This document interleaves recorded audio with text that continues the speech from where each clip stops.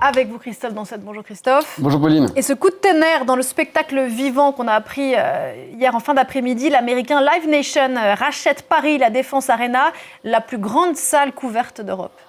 La Paris Défense Arena, c'est une histoire récente mais très ambitieuse, ouverte en 2017, imaginée, portée par l'entrepreneur milliardaire franco-suisse Jackie Lorenzetti, propriétaire du club de rugby, le Racing 92. Elle a connu son heure de gloire avec les JO de Paris, où elle s'était transformée en piscine olympique, mais aussi plus récemment avec le Rolex Paris Master de tennis, raflé à l'Accor Arena, ou encore de nombreux concerts. Les Rolling Stones, Paul McCartney, Taylor Swift, Bruce Springsteen, tous y sont passés. Dernièrement, il y a eu les 5 shows de Gims où je suis allé, Pauline, et je peux vous assurer que plus de 40 000 spectateurs dans une salle fermée, c'est impressionnant. C'était très impressionnant aussi pour mes filles. Mais c'est effectivement la plus grande salle couverte d'Europe, loin derrière quand même le Stade de France qui lui est ouvert avec ses plus de 80 000 places, mais qui ne peut accueillir d'événements, de concerts que l'été. Cette année, la Défense Arena prévoit 90 événements, des concerts, des conventions, des matchs de rugby aussi pour une dernière année de gala, j'allais dire, puisque le Racing 92 retrouvera ensuite son stade historique de Colombes, ce qui libérera aussi mécaniquement des dates pour plus de concerts et d'événements. Mais pourquoi pour l'américain Live Nation acheter une salle plutôt que simplement y prévoir des événements ? Alors ils sont déjà présents en France et ils prévoient des événements depuis près de 20 ans. Ils organisent de nombreux concerts dans toutes sortes de lieux, des festivals, mais ils voulaient s'acheter une première salle dans l'Hexagone parce que il suffit de regarder les chiffres pour le comprendre. Les concerts représentent aujourd'hui près de la moitié des revenus de la musique en France. Le secteur représente près de 3 milliards d'euros de revenus. Il devrait progresser encore de 8% d'ici 2030. On a de plus en plus d'artistes qui aujourd'hui peuvent remplir des lieux aussi grands. Il suffit de regarder ce que fait le Stade de France cette année avec pas moins de 18 concerts prévus. C'était presque inimaginable il y a encore quelques années. À l'échelle mondiale, à cette date de 2030,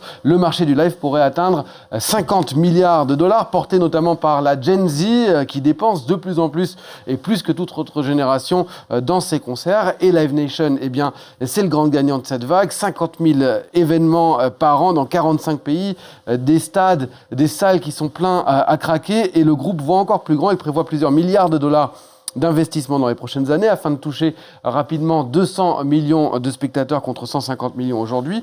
Le rachat de la Défense Arena s'inscrit donc dans cette stratégie. D'ailleurs, Live Nation veut transformer la salle, réduire le temps de montage et de démontage pour accueillir encore plus de spectacles, de sport aussi, puisqu'il y aura toujours le tennis, le handball et pourquoi pas un jour des matchs de NBA, de NFL, même confié Angelo Goppi, le directeur France de Live Nation.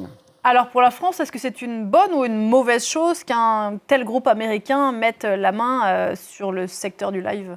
Alors je dirais que d'abord pour Paris quand même c'est une source d'attractivité parce que plus de concerts ça signifie plus de spectateurs qui parfois viennent de loin et ça permet aussi de faire entrer la capitale dans la cour des grands des concerts au même titre que Londres ou encore New York. Un concert aussi grand, ça fait donc venir des touristes et Angelo Goppi a beaucoup insisté sur ce point, rappelant que les retombées importantes, notamment des concerts des 3 dates de Beyoncé au Stade de France au mois de juin dernier. Le secteur en France, il est quand même déjà dominé par des groupes étrangers, américains en particulier, puisque le principal concurrent de Live Nation, c'est AEG, qui exploite notamment l'Accor Arena, l'Adidas Arena à Paris. Il y a des groupes allemands aussi. En revanche, Live Nation pourrait faire face à une opposition parce que le groupe contrôle déjà toute la chaîne qui va de la production à la billetterie, puisque c'est le propriétaire de Ticketmaster qui détient près de la moitié du marché de la billetterie. Est-ce que ce sera une raison suffisante pour l'autorité de la concurrence de rejeter cette offre ? Le directeur France de Live Nation, lui, m'a dit qu'il n'y croyait pas.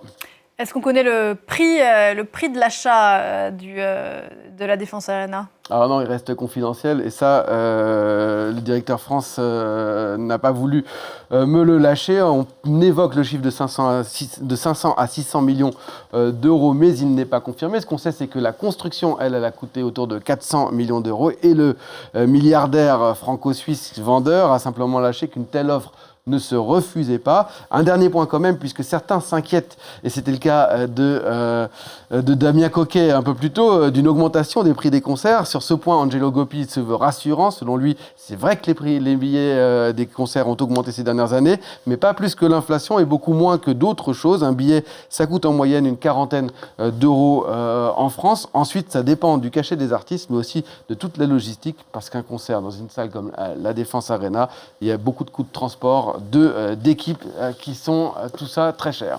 Voilà, Damien Coquet, un peu rassuré. Il pourra aller voir Gims avec vous, Christophe Dansette. Merci beaucoup.